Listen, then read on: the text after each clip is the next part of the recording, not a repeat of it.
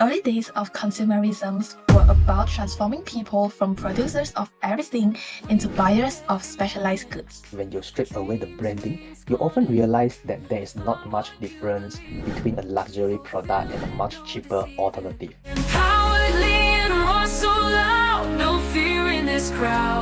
Hey everyone, welcome to the Future Builders podcast by Empowered Liion. My name is Daniel. And I'm Ballerina. This channel is about guiding you to live a life you desire by integrating your passion into your career. We want to show you how you can make enough money while doing what you truly love. It is not a myth. And we are doing this right now. Yay! Yay! You know, Daniel, just the other day, I walked past this new bubble tea shop in the shopping mall, and there was a queue stretching to the next few stores. It was definitely crazy. Oh, let me guess. Is it one of those franchise that has been popular overseas, right? Like first branch in the country? Yes, it is. It is the first one here, and everyone is losing their mind over it. I mean, it is just bubble tea anyway, but because it has been famous abroad, people are so eager to get a taste now that is finally near. It is really funny, Belle. That is just tea, but the hype makes it feel like it's like something more. It is that whole idea of exclusivity again. People want to be part of something that feels special, even if it is just a drink. Absolutely. And that actually leads us perfectly into today's discussion. We are diving into a fascinating book called Manufacturing Consumers, A Global History of Consumerism by Anthony Galluzzo. He is a French author, and while this book has not been translated into English yet, it has recently been translated into Chinese, and it is packed with some incredible insights. Yes, and the book really digs deep into the history of consumerism, from how we moved from making our own goods to becoming full-time consumers, to how businesses have shaped our desires. And it is not just about what happened in the past, it is about understanding why we are the way we are today, queuing up for bubble tea or buying the latest gadgets. Yes, Galluzzo does a brilliant job showing how products became more than just necessities. They turned into symbols of status and identity. It is so relevant now, and we are excited to break down some of the key ideas in the book for all of you who are listening to this episode right now. Yes, and today we will be exploring how consumerism has shaped our lives, from early markets to modern branding and advertising. It is a journey that spans centuries, but it feels as relevant as ever. Stay with us, it is going to be an eye-opening conversation. 100%. Galluzzo's take on the global rise of consumerism is something everyone needs to hear about. Let us dive into it today. Let's go! Let us start by looking at how everything began. In Manufacturing Consumers, Galluzzo, the author, explains how, before the rise of consumerism, which was around 1800, people were largely self-sufficient.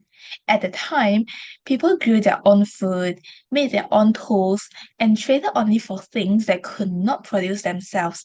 They do not know to buy those, fancy stuff or even branded stuff. All they know is about what they need at the time. Exactly. Let us go back in time and imagine something for a moment. You picture yourself as a top-notch, luxurious brand shirt salesman. You have got this stunning designer shirt in your hand. Then one day, through some strange twist of fate, you accidentally travel 200 years into the past, back into the early 1800s. Then you figure, no problem, I will just sell this shirt and earn enough money to figure out how to get back to the present. Right. And you come across a man who looks like he would be the perfect fit for the shirt. So you start your pitch. This shirt is designed by the famous designer. All the artists and celebrities wear it, and it is going to boost your reputation. You tell him, Normally, this shirt costs $1,000, but for you, I will sell it for only $200. Sounds like a good deal, right? But the man just looked at you, completely uninterested. Then he says, "It is just a normal shirt. My friend makes something just like this and it costs only $2." Then you are completely puzzled.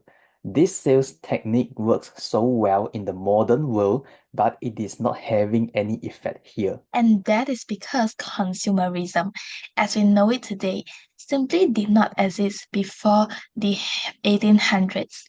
People back then did not see the value in branding or designer goods because those concepts had not yet been introduced.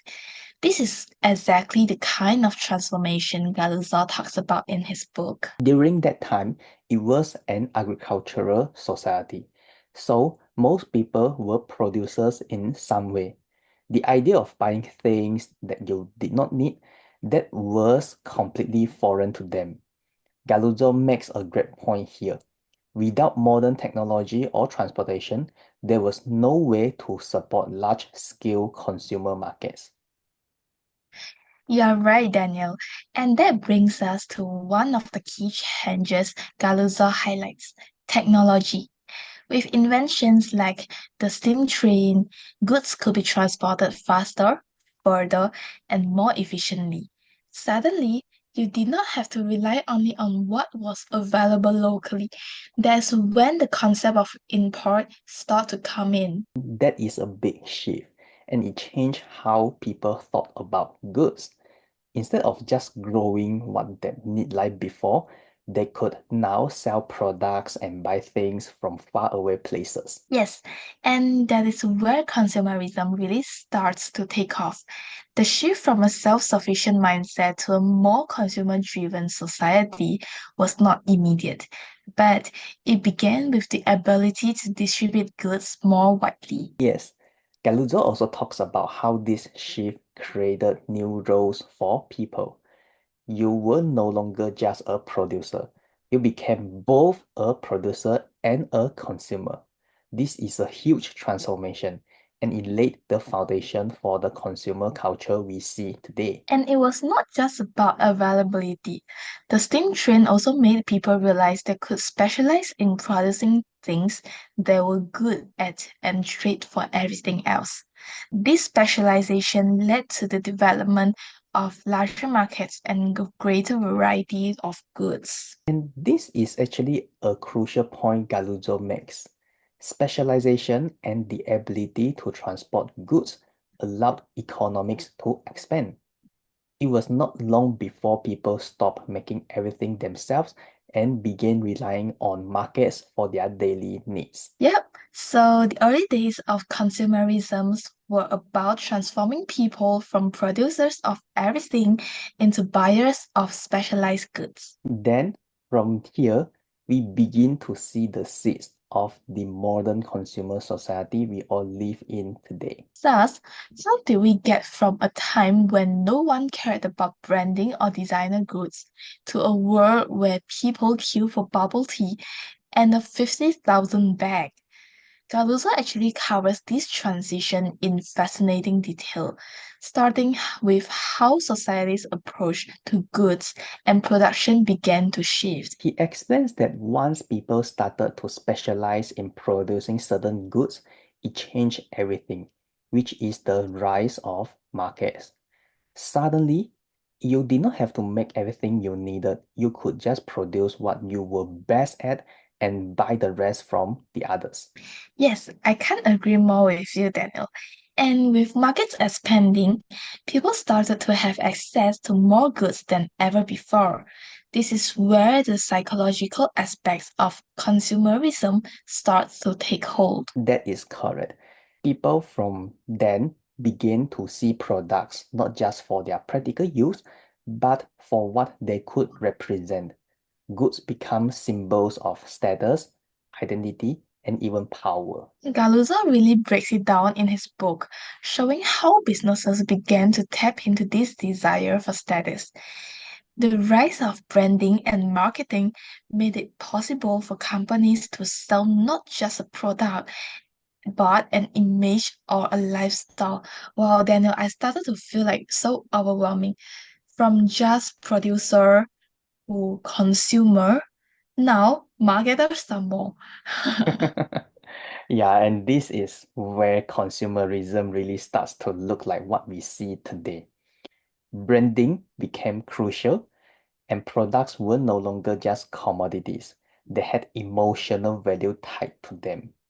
Owning a certain product said something about who you were. And it is fascinating how Galuzzo ties this all together. He shows how, even in the 19th century, businesses realized that selling a product's image was just as important as selling its quality. This is how consumerism began to move beyond simple needs and became something much more complex, which is a way for people to express themselves, build their identities, and even compete with others. All right, now that we have talked about the rise of consumerism, let us dive into one of the most interesting aspects Galuzzo explores in his book, branding. This is where things really start to get psychological because it is no longer just about selling a product, it is about selling a feeling, a sense of identity. Just try to imagine this. A watch that you bought in night market is way different than a watch from Rolex, right? It was no longer enough to just make a good product. You had to make people want it and want it for reasons that went beyond its practical use. Because a watch is always a watch just for you to know what time is it right now. Doesn't matter whether it is a Rolex watch or even a watch from the night market. They all share the same use. But the only difference is about the status and the emotional feeling behind it. And this is where we see the rise of what we might call emotional value that we mentioned just now. A product is not just something you use it, but it is something that represents who you are or who you want to be.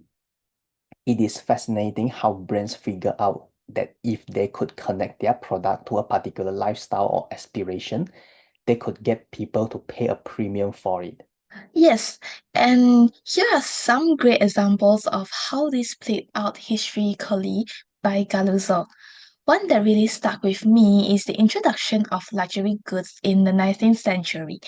These were not just products of the wealthy, they were designed to create envy, to make everyone want to be part of the exclusive club. And this is extended into today's world, right? Look at how brands like Apple or certain fashion labels operate. They are not just selling you a phone or pair of pants. They are selling you the idea that owning it makes you special, part of an elite group. And Galuzzo argues that this emotional connection is the real engine behind consumerism. People are no longer just buy things because they need them. They buy them because they want to feel a certain way or be seen in certain light. Just as simple as, ladies always buy a lot of bags, right? But try to think back. What is the purpose of having a bag? It just used to store all of our personal belongings like your wallets, your phone, even some of your lipstick or any other thing that you want to bring out together. But why ladies are having so many bags in their house? This is what we need to reflect on. Yeah, and this is where we get into the idea of identity. Brandings are not just telling us what to buy, they are telling us who we are when we buy. So, consumerism has become such a powerful force. When you attach emotion and identity to a product, it becomes much harder to resist because it is about belonging, status, and even happiness. Yes, that is how branding creates emotional value and how it connects to our sense of identity. Now, let us look at how that it has evolved into the modern consumer culture where we live in today. The author makes it very clear that driving force behind modern consumerism is not just branding anymore.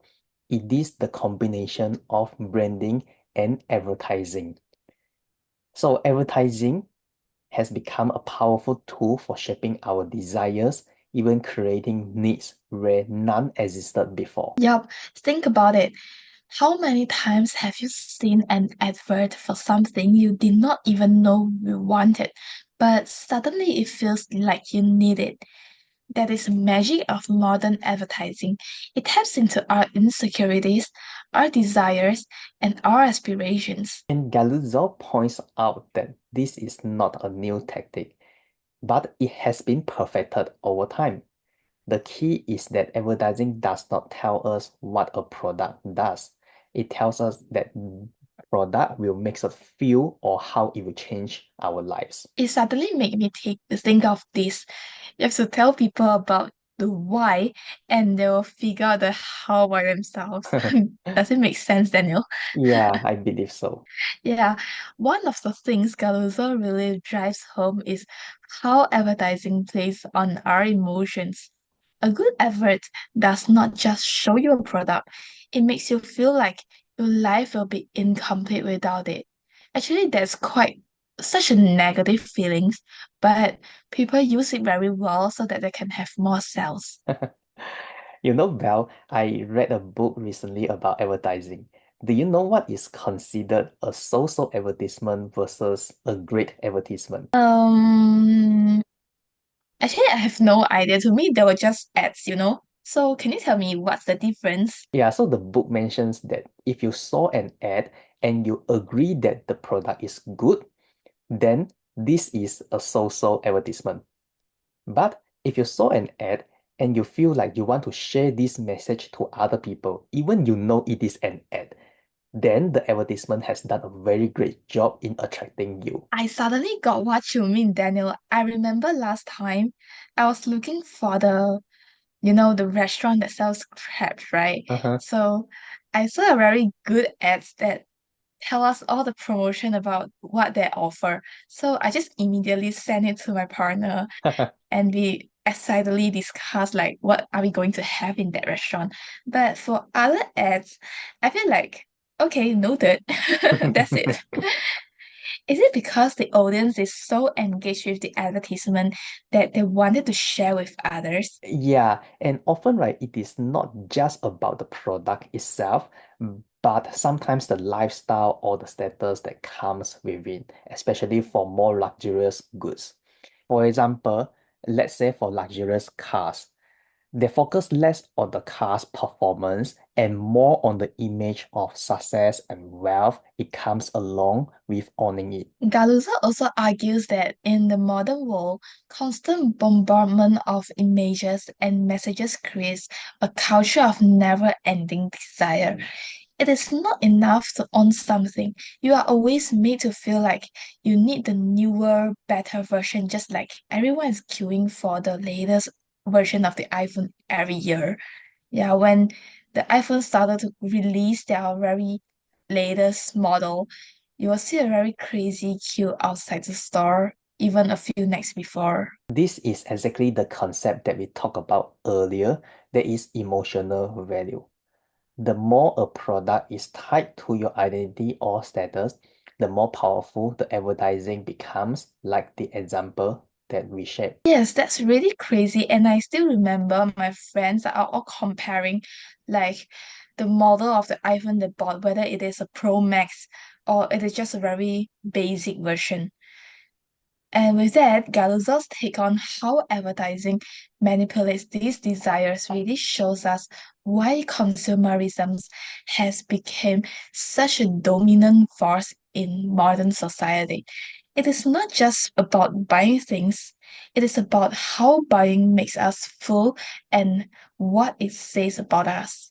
That is very true, Well. So, we have talked a lot about how consumerism has evolved, how branding and advertising play on our emotions, and how modern consumer culture works. But now, let us focus on something just as important, how we can resist falling into these traps. Now, for all of you listening, you should have heard of a few ways of spending wisely, but actively applying the strategies requires self-consciousness and practice. We will share more later, and let us just go through the methods first.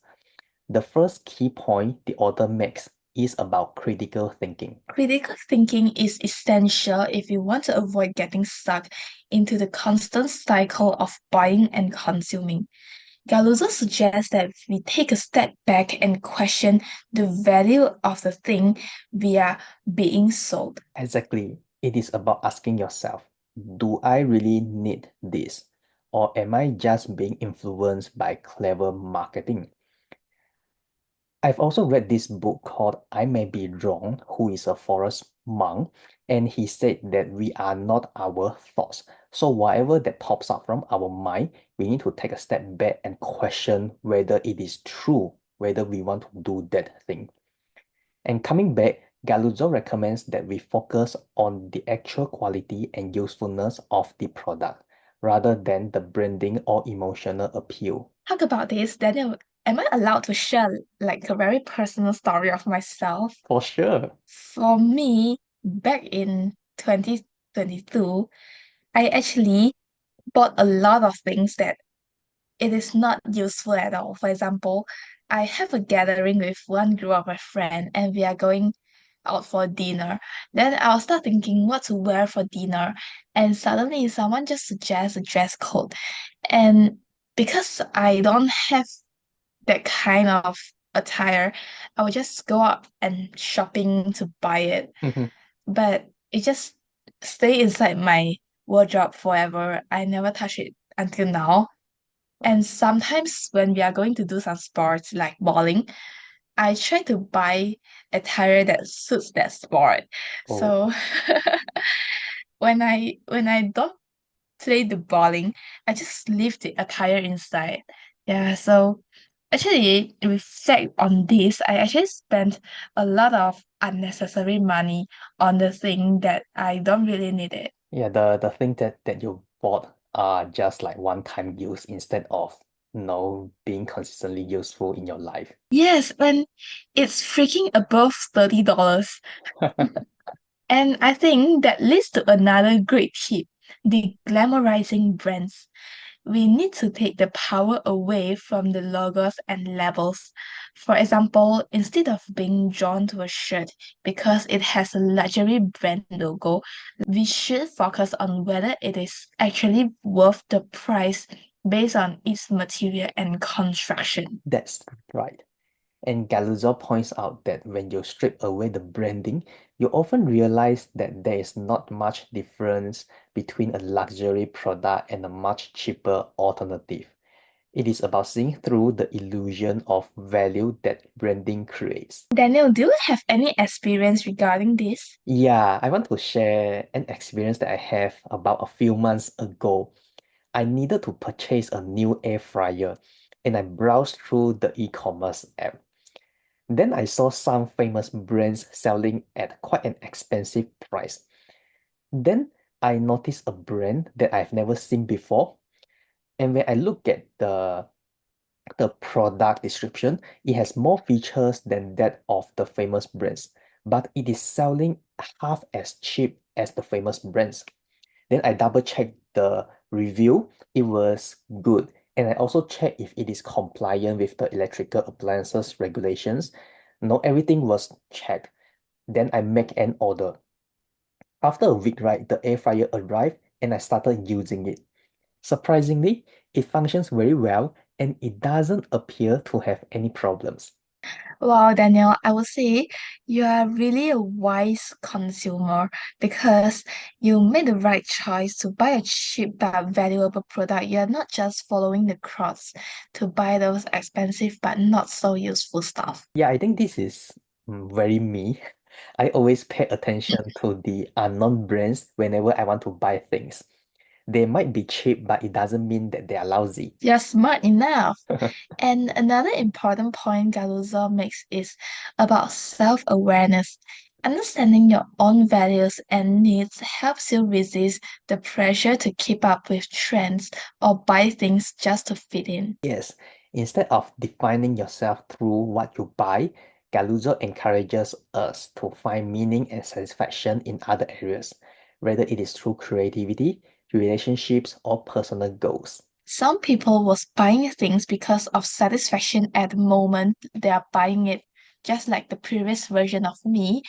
But shortly after the feeling is gone, and they need to buy another one to pump them the dopamine they need. And that dopamine burst is very short wow because it is external.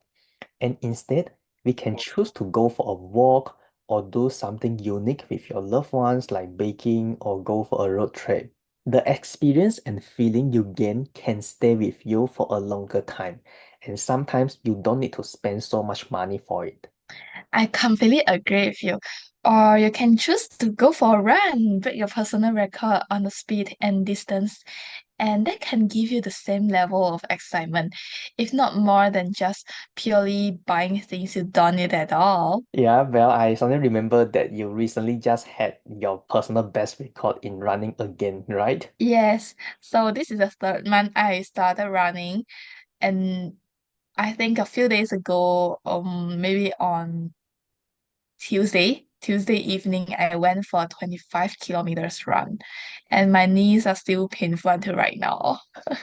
But I'm really, really satisfied because, you know, I break my own record. Yeah, I think you are doing a very good job, Val. You are getting closer to that 42 km marathon line. Just keep it out. All right, yeah, just for the audience who are listening right now, in case you don't know, we actually mentioned that we are going to run for 42 kilometers marathon in coming years. So if you missed that story, you can check it out in our previous episodes. Anyway, thank you so much, Daniel. And the next advice the author gave is about financial literacy. Oh my God, it sounds so much like my module in university. Learning how to manage your money wisely is another way to escape the traps of consumerism. If you're aware of your spending habits and know how to budget, you are less likely to make impulsive purchases. We actually did an episode on how to segment your income into 6 categories to achieve both your long and short-term goals. It was actually published as episode 3 on 5th of August 2024, so you can go back and check it out as it is super useful and practical. The idea is to use your resources wisely and to focus on long-term financial stability rather than short-term satisfaction from buying things. And I think that is such an important takeaway. Resisting consumerism is not just about avoiding temptation, it is about building a life where your happiness and identity are not tied to material things. Absolutely, Belle. And you need to be mindful of what really matters and finding ways to enrich your life that do not involve constantly acquiring more stuff. Galuzzo's insights give us a lot to think about and some great strategies to put into practice. But I understand, guys, it sounds very easy for the theory, but when you want to apply, it will be extremely hard or it won't be consistent. One side of your brain will tell you that you need to save more money, but the other side will just say, don't care so much. You only live once and go and buy it now. That's not a very good thought, but usually the second thought wins, right? The key is to walk away from the scene. I know you are very tempted to buy that thing now, but give yourself 10 minutes before making a decision. Just do other things during that 10 minutes, and after that, you come back and ask yourself whether you want to buy it again. There's a higher chance to say no. For me personally, if let's say bubble tea, if I really want to get it, I'll probably make a time slot to buy that bubble tea 1 week later. So in that 1 week, I have enough time to think, do I really want bubble tea? Or just like sometimes craving for it and that thought just gone after that 1 week. You are giving yourself a really, really long time for a food meal. Yeah, because bubble tea, is not a very necessary thing in our life. It doesn't bring us any nutrition value. But I think it is a good thought process, Mel. And the reason is because we want to let the logical side of the brain to come in and take over your decision making, and they are slower to respond. So let's say we go back to the 10 minutes example, not like well, 1 week is too extreme. Like 10 minutes later, you come back, and if you still want to proceed, then so be it. Don't blame yourself because you have done the best at the time. But for next time, right, you try to walk away for 20 minutes or longer, eventually until 1 week. Train your mind so that it remains conscious before making any major decisions. You will thank yourself in the future. So, to wrap things up, today we explored the fascinating world of consumerism through the lens of Anthony Galluzzo's book, Manufacturing Consumers: A Global History of Consumerism. It is a very good book, so if you find that you're interested, you can just simply go and search online and get a copy of that book to read it. We have covered how consumerism evolved from basic needs to status symbols, the emotional power of branding, and how advertising taps into our deepest desires. Yes. Then we also discussed practical strategies on how to resist these traps, whether it is through critical thinking, focus on your own values, or improving your financial literacy. At the end of the day, it is about making more conscious choices and understanding that happiness doesn't come from things itself. Absolutely. And speaking of making big life choices, we have something special only for you. If you're feeling stuck in a job and wondering whether to stay or make a change, take the Stay or Slay quiz at www.empoweredleon.com/double-s. It is a quick way to help you figure out if it is time to stay put or transform your career. We spent a long time to develop this quiz, and it is a great tool to gain some clarity on your next steps. We highly recommend it. And with that, we want to thank you so much for joining us on this episode of the Future Builders podcast by Empower Liion. We hope you learned something, and we will definitely cover more useful topics and insightful discussions. If you have anything that you would like us to discuss about it, feel free to comment below to let us know. Stay tuned. Bye.